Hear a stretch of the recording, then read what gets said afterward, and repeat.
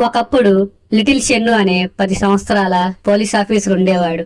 అతడు ధైర్యవంతుడు, తెలివైనవాడు మరియు పిల్లల హీరో. ఒకరోజు స్కూల్కి చెందిన పిల్లలు అడవికి వెళ్లారు. వాళ్ళు ఎంతో సంతోషంగా పాటలు పాడుకుంటూ ప్రయాణం చేస్తున్నారు.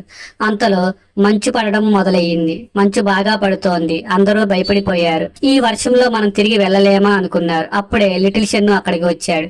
భయపడకండి, నేను ఉన్నాను, మిమ్మల్ని నేను కాపాడుతానన్నాడు ధైర్యంగా. భూమ్!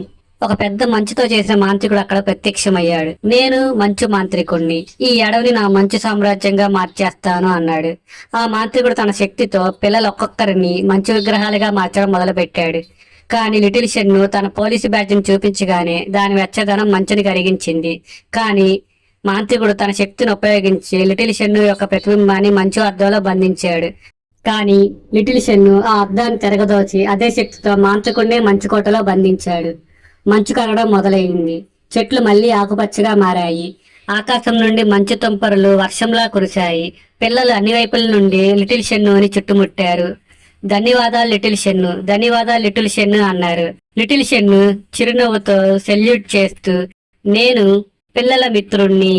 ఈ వీడియోని లైక్ చేయండి. Telugu AI stories 23 YouTube channel ని సబ్స్క్రైబ్ అవ్వండి.